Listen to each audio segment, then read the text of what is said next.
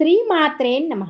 తిరుప్పావై దివ్య ప్రబంధము నుండి ఈరోజు మనం 16వ పాసురాన్ని తెలుసుకోబోతున్నాం. ఓం నమో నారాయణాయ శ్రీ గోదాదేవ్యై నమః. భక్తులకు నమస్సుమములు. మార్గశిర మాస పవిత్ర సమయంలో ఆండాళ్దేవి అనుగ్రహంతో ఈరోజు మనం వినబోతున్నాం తిరుప్పావై 16వ పాసురం నాయకనాయ్ నిండ్రా.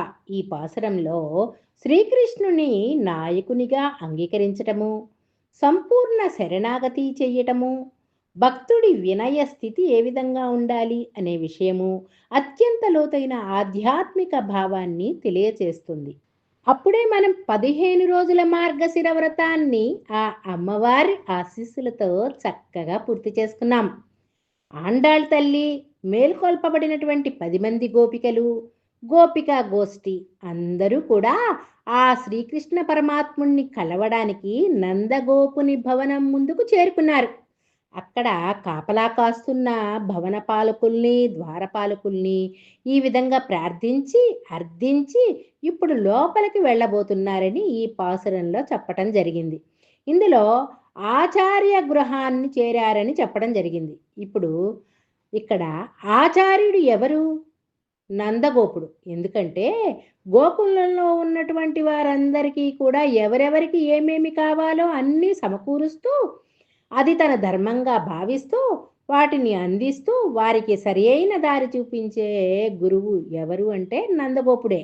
కాబట్టి ఆ నందగోపుడు ఇక్కడ వారు ఆచార్యుడిగా భావిస్తున్నారు. ఆ ఆచార్య భవనంలోకి వెళ్ళడం అనేది ఈ పాసురంలో చెప్పబడింది. కాబట్టి ఆచార్యుడు అని చెప్పబడే పదమే చాలా గొప్ప పదం అన్నమాట. ఈ గోపికలందరూ కలిసి ఆ ఆచార్యుడైనటువంటి ఆనందగోపుని ఇంటి ముందు నిలబడి అక్కడ ఉన్నటువంటి భవన పాలకుల్ని, ద్వారపాలకుల్ని ప్రార్థిస్తున్నారన్నమాట. మనం కూడా దేవాలయానికి వెళ్ళినప్పుడు మొదట క్షేత్రపాలకుని, ఆ తర్వాత ద్వారపాలకుల్ని సేవించి, ఆ తర్వాత అమ్మవారిని దర్శించుకొని, ఆ తర్వాతనే ప్రధాన దైవాన్ని పూజిస్తాం కదా. ఇక్కడ ప్రధాన దైవం ఎవరంట? ఆ శ్రీకృష్ణ పరమాత్మ. మరి ఆయన దేవాలయం అంటే ఏమిటి అంటే ఆయన ఇల్లే కదా. నందగోప భవనమే అక్కడ దేవాలయం. కాబట్టి ఆ దేవాలయంలోనికి ప్రవేశించాలంటే ముందుగా ఏం చేయాలంట? అక్కడ ఉన్నటువంటి క్షేత్రపాలకుల్ని, ద్వారపాలకుల్ని అర్థించి వారి అనుమతి తీసుకొని లోపలికి ప్రవేశించాలి కదా. కాబట్టి ఈ పాసురంలో గోపికలందరూ వారిని ఏ విధంగా ప్రార్థించారో అందమైన సాహిత్యంతో కూడినటువంటి ఈ పాసురాన్ని తెలుసుకుందాం. ஆண்டாள் திருவடிகளே சரணம். பாசுர பட்டணம். நாயகனாய் நின்றன் நந்தகோபனுடைய கோயில் காப்பானே கோடித்தொன்றும் தோரண வாசல் காப்பானே மணிக்கதவம் தாழ்த்திரவாய் ஆயல் சிறுமியரோ முக்கு அரை பறை மாயன் மணிவண்ணன் நென்னலே வாய் நேர்நான் தூயோமாய் வந்தோம் துயிலிடப் பாடுவான் வாயால் முன்ன முன்னம் மாத்தாதே அம்மா நீ நேச நிலைக்கதவம் నీకు ఏలో రెంబావాయ్. పదార్థ అర్థం. నాయగనాయ్ నిండ్రా, మాకు నాయకుడైన నందగోపనుడయ్యా, నందగోపాలుని యొక్క కోయల్ కాప్ప అనే భవన రక్షకుడా, కొడి జెండా, తొండ్రుం ప్రకాశించుచూ ఉన్నటువంటి తోరణవాసల్ తోరణముతో ద్వారము దగ్గర వెలుగుతున్న కాప్పాణే ద్వారమును రక్షించువాడు, మణికదవం మణులు పొదగబడినటువంటి ఆ తలుపు యొక్క తాళి గడియను, తెరవాయ్ తెరువుము, ఆయర్ సిర్ మియరో ఉముక్కు అంటే గోపబాలికలమైనటువంటి మాకు అరై పరై ధ్వని యొక్క పర అనే వాద్యమును, మాయన్ ఆశ్చర్యమైనటువంటి చేష్టలు కలిగినటువంటి వాడా, మణివన్నన్ ఇంద్రనీల మణి వంటి రంగుగల కాంతితో ప్రకాశిస్తున్నటువంటి వాడా, నిన్నలే నిన్ననే వాయ్ నేర్నాన్ మాట ఇచ్చాడు తూయోమాయ్ ఫలితాన్ని ఆశించకుండా. వందోం వచ్చినాము తుయిలెడా నిద్రను వీడునట్లు. పాడ్వాన్ పాడుటకు వామాల్ నీ నోటితో మున్నం ముందు ముందుగానే మాత్తాదే కాదని అడ్డుకోకుండా. అమ్మ అక్కడ అమ్మ అంటే స్వామి.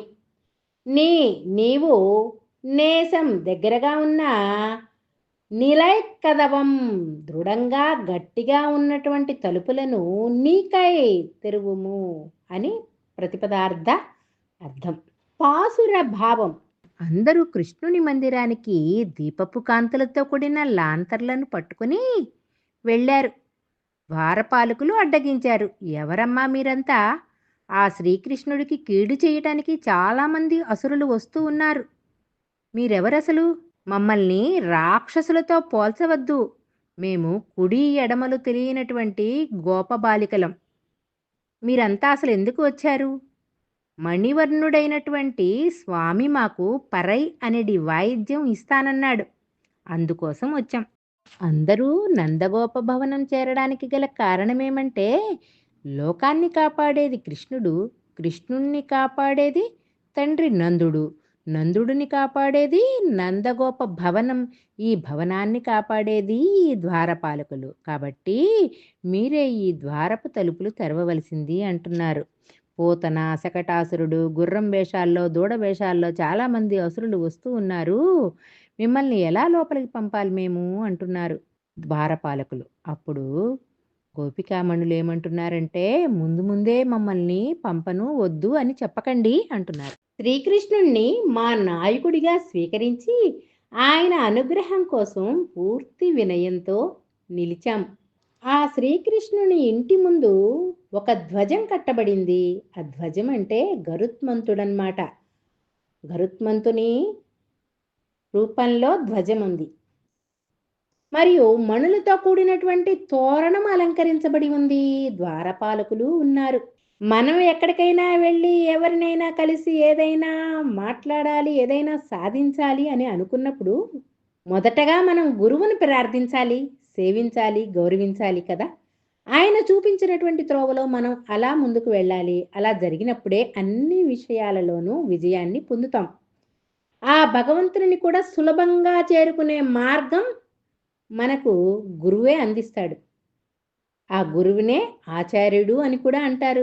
గోపికలు చెప్తూ ఉంటారు, మేము అమాయకులమని, అన్యం పుణ్యం తెలియని వారమని. మరి ఇంత గొప్ప మార్గశీర్ష వ్రతాన్ని ఎలా చేస్తున్నారు అంటే, ఇక్కడ కూడా మనం తెలుసుకోవాల్సినటువంటి విషయం ఒకటి ఉంటుంది. భగవంతుణ్ణి పొందాలి అని మనం నిజంగా మనస్ఫూర్తిగా అనుకుంటే, పరితపిస్తే ఆ భగవంతుడే మనకు మార్గాన్ని నిర్దేశిస్తాడు, దారి చూపుతాడు. మన సంకల్పం దృఢంగా ఉన్నప్పుడు, మనం మంచి పని చేయాలి అని అనుకున్నప్పుడు, మనం అనుకున్నటువంటి సంకల్పం గట్టిదైతే అనేక మార్గాలలో, అనేక రూపాలలో, రకరకాలుగా ఆ భగవంతుడే మనకు దారిని చూపిస్తాడు, మనల్ని ముందుకు తీసుకువెళ్తాడు. ఇక్కడ ఈ పాసురంలో ఇంకొక విషయాన్ని గుర్తుపెట్టుకోవాలి. గోపికలందరూ ఆ ద్వారపాలకుల్ని ఎంత గౌరవంగా చక్కగా ప్రార్థించారో చూసారా.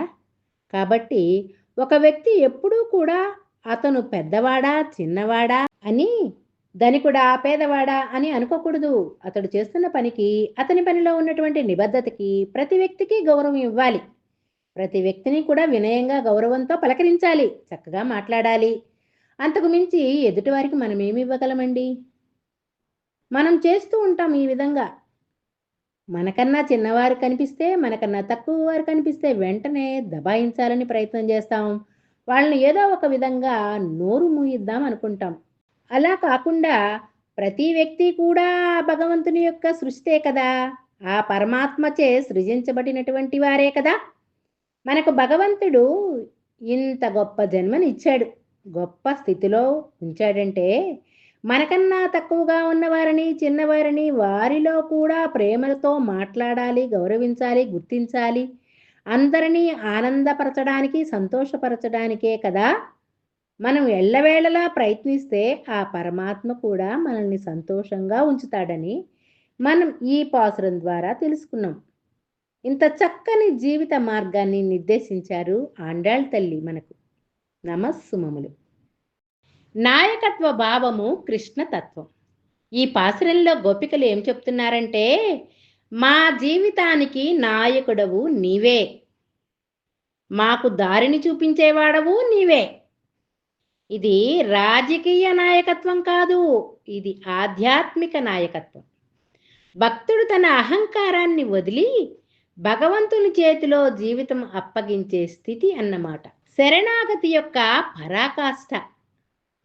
ఈ పాసురం చెప్పే ముఖ్య భావం ఏమంటే, నేను చేస్తున్నాను అన్న భావం కాదు, నీవే చేయించేవాడవు అన్న స్థితి. చేసేవాడవు, చేయించేవాడవు, చేయిస్తున్నటువంటి వాడవు కూడా నీవే. ఇదే నిజమైన శరణాగతి. శ్రీకృష్ణుడు ఎలాంటివాడు? ఒక మార్గదర్శి, మన జీవితాలకు రక్షకుడు, మన సర్వస్వము తానే అయి ఉన్నటువంటి వాడు, మన జీవితానికి సందేశం. ఈ పాసురం మనకేం నేర్పిస్తుంది అంటే, జీవితంలో సరైన నాయకత్వం అవసరం. ఆ నాయకుడు భగవంతుడే కావాలి. అహంకారం తగ్గితే కృప పెరుగుతుంది భగవంతునిపై. భగవంతుడిని నాయకుడిగా అంగీకరిస్తే జీవితం సాఫీగా నడుస్తుంది. మన జీవితానికి సందేశం. ఈ పాసురం మనకేం నేర్పిస్తుంది అంటే, జీవితంలో సరైన నాయకత్వం అవసరం. ఆ నాయకుడు ఎవరై ఉండాలి? భగవంతుడే కావాలి. అహంకారం గనక మనలో తగ్గితే భగవంతునిపై కృప పెరుగుతుంది. భగవంతుడిని నాయకుడిగా అంగీకరిస్తే మన జీవితాలు సాఫీగా సాగిపోతాయి. ఫలశ్రుతి. ఈ పాసురాన్ని నిత్యము వినేవారికి జీవితంలో ఎటువంటి గందరగోళాలు ఉండవు. సరైన దారి లభిస్తుంది, మనసుకు ధైర్యం కలుగుతుంది, నిర్ణయాల్లో స్పష్టత వస్తుంది, శ్రీకృష్ణ అనుగ్రహం కలుగుతుంది. ముగింపు. ఈరోజు మనం తిరుప్పావై 16వ పాసురము నాయకనాయ్ నిండ్రా అనే పాసురాన్ని తెలుసుకున్నాం. సంపూర్ణ శరణాగతి తత్వం ఎలా ఉంటుందో కూడా ఈ పాసురంలో మనం తెలుసుకున్నాం. రేపటి రోజున తిరుప్పావై 17వ పాసురం అంటే అంబరం ఊడరుత్తు అనే పాసురాన్ని తెలుసుకుందాం. వ్రత మహిమతో మళ్ళీ మనమందరం కలుద్దాం భాగవతులమై. ఓం నమో నారాయణాయ. శ్రీ గోదాదేవ్యై నమః.